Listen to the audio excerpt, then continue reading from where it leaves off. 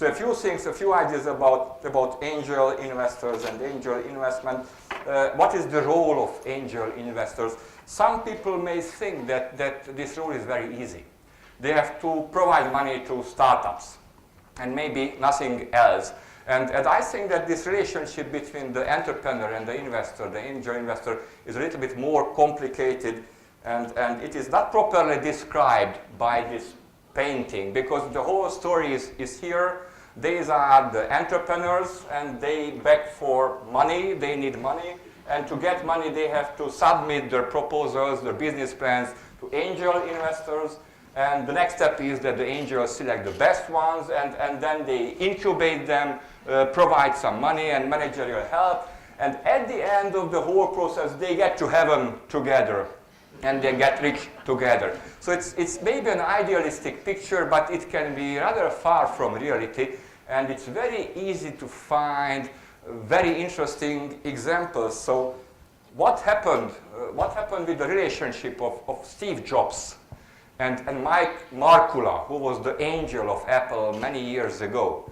And Mike Markula, who made a lot of money at Fairchild and at Intel, was asked to be the angel investor for Apple, and he injected a lot of money into the company. I think many of us would like to get to some. And he became a third partner, Steve Jobs, Steve Wozniak, and he was the third one. And he was employee number 3, so he's really joined the company, and his name was on the payroll. So it is how the story started at the end of the 70s, but a few years later, he fired Steve Jobs.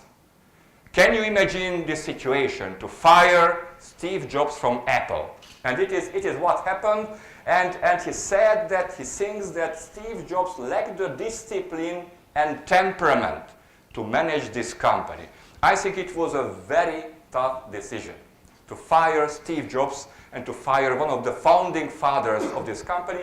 He made it, and what makes the story more complicated and more interesting, that Steve Jobs returned later, yes, and then practically Markula was fired by Steve Jobs. He left the company. So it's not this picture, it's a very interesting and very turbulent marriage between an investor and an entrepreneur. It was a crisis. It was a management crisis. So Steve Jobs was fired at the end of the company's crisis. And it is what we teach at the management school, that the life cycle of a company, of a startup, is full of crisis periods. It's a combination of evolutionary and revolutionary periods. And there are typical development phases in the life of a company: creativity, direction, delegation, and so on, and so on, and so on. And there are crises between these phases. And maybe the story is that Steve Jobs was very good in the phase of creativity. He's a very creative person. But when discipline was needed, and professional management was needed, and human resource management and systematic management became important, then he had to be fired. He was not the right person to manage the company. But after some development phases, he could return and support the company and help the company again. So it's a very interesting thing, that what is happening with this relationship between the investor, the angel investor, or later venture capital or equity investor, and the company itself and the founding fathers of the company. Of course, the entrepreneurs must live together with investors because they need money, and they have to live together with very different kinds of investors. Fools, friends, and family. I know that one of our guests, Gabor, doesn't like this word, that fools. Somebody who invests at the very beginning when nothing is clear into a company. Later, angel investors and venture capital investors, equity investors, and the final step can be to go to the stock exchange. They have to live together because they need each other. The entrepreneur needs money, and money needs innovative ideas and good companies. And if we push all these things together, we see a very interesting picture. That your company, it's possible that as you grow and you start to get older, you will grow through all these development phases, and at the same time you have a business life. You start the whole thing with a business plan, and then there is the period of growth and maturity at the end. And there are specific periods when you have to work together with different kinds of investors. So many interesting questions can be asked that how can companies, how can investors survive these development phases? Are all these phases in harmony with each other? What are the roles in each phases? Who can contribute with what in the different periods? What kind of knowledge and skills are needed? What kind of tensions can be between entrepreneurs and investors? And how they can solve conflicts. For example, this conflict between Markula and Jobs was solved by firing Steve Jobs. So it's a rather turbulent marriage, and it is not peaceful at all, and I am very much interested what do the guests think of these periods and these crises. A few questions for today. These questions are discussed many times on meetings with angel investors. The question I mentioned at the beginning, is it a match in heaven? What does it mean to become an angel investor? How can one decide that I would like to be an angel investor? What is the typical career path of an angel investor, if there is anything like this? What do they do in practice? Okay, we know that you are angel investors, but what do you do when you wake up in the morning? And what do you do at lunchtime? And how do you work?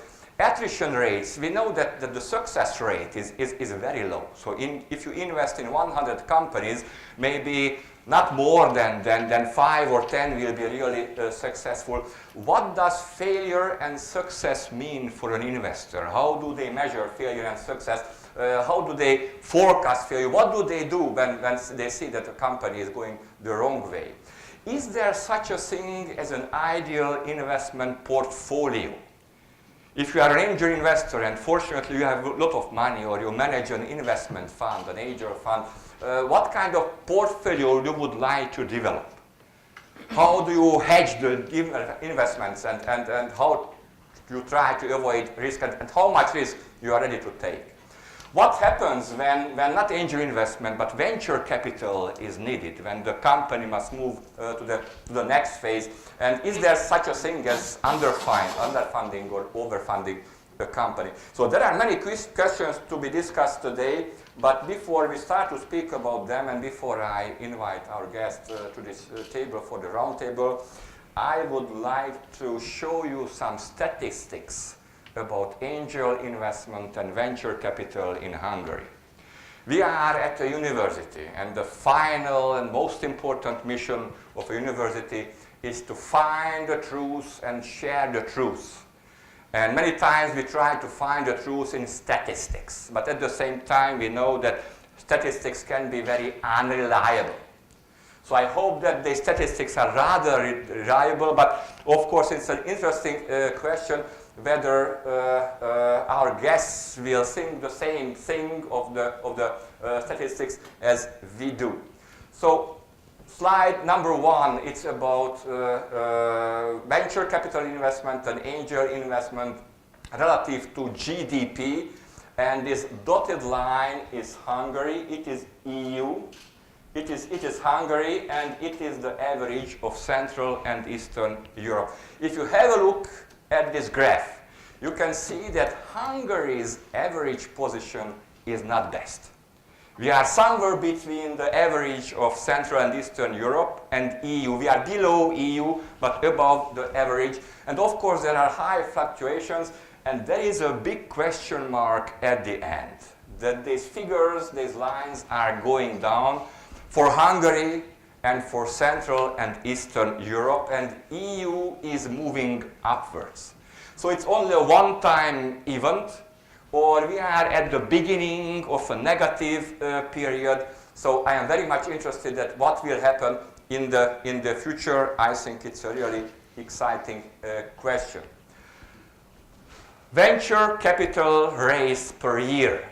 Per year you can see the big fluctuations again, but the average is not bad at all. So I think that to raise 360 million American dollars per year For venture investment, it's a not bad figure. It looks to be enough. Of course, the difference between different years and different periods is very, very high. Very, very high. So you can see an interesting pattern on these statistics and on this slide. You can see, for example, that at the end of the period on this slide is finished with the golden age. That suddenly venture capital's role in the economy started to grow very fast, and these were the golden years between 2005 and 2008. Yes, they played a very important role in Hungary and in the Hungarian economy, and then in 2009 they practically disappeared. It's a very interesting thing again, that what happened in these golden years. Is it possible to repeat these golden years, or it was a one-time event? And of course, it's interesting to try to find the reasons behind. There are good years and bad years. Some people, some experts think that the cyclical movement of venture capital investment is related to election cycles. And you know that in Hungary it is very important. So economic policy is changing. It is really connected to election years. These were the election years. I highlighted them with these red dots. So it's a question again that is it true that investment is related and the interest of foreign venture capital funds is related to political cycles in Hungary. Some other things that there are other explanations. And behind the golden years there was a very important phenomenon, and it is related to big buyouts by equity capital investments. And you can see that there are interesting contradictions on this slide, that the value of investment is growing, but the number of the deals is decreasing very fast. So it means that the investment became bigger and bigger while the number of the deals went down. And we can see an opposite thing at the end, that here the value is going down and the number is going up.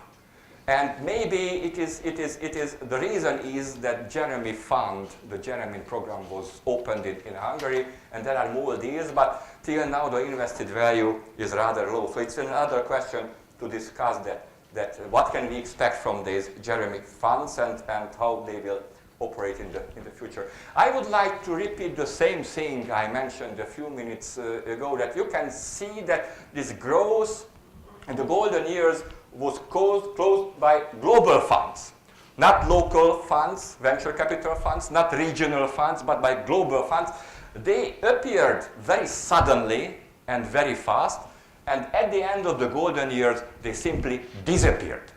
So we can see that global capital can move very, very fast. Where they appear, they contribute to growth, but they can, when they do not like the environment or when they do not like something, they can disappear practically, and then in the next year you can see that the investment of these funds is practically zero. So we have to be prepared that it's possible to create a rather attractive environment for them, and they can become interested in the country and investment in Hungary or in the whole region.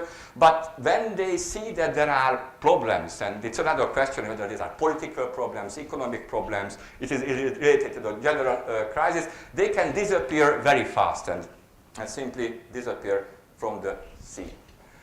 On this slide you can see that the private sector plays a very important role. Of course, the government is providing some funds to venture funds and venture investment, but the most important players, especially in these golden years, were private investors. So venture capital investment is practically, the majority of venture capital investment is private investment. And you can see that at the end of the period, and I repeat the same thing, buyouts were very, very important. So the proportion of buyouts, big buyouts, were very high in this period. There were many small deals. By the number of investment and by the number of deals, there were many small, but if we see the volume, we can see that that the money was used mainly for big investments. So many small companies got some money, and there were many small deals, but of course when you speak about the volume, the big deals, the big investments were more important. Here are some hot fields of investment, venture capital investment and angel investment, and you can see that the differences between different industries and between different sectors of the economy can be very big, and differences can be very interesting.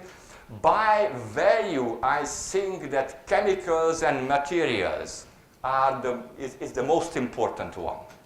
So the biggest money went to chemical and materials, and maybe by value number 2 is medical and healthcare industry, and third one is communication. On this chart, it is unfinished, and you can see the differences that for example this money, and it's a big amount, was used only for a few deals, and the size of the investments in this industry were rather high. But at the same time, in communications, we had many deals, but the average size of the typical investment was relatively small.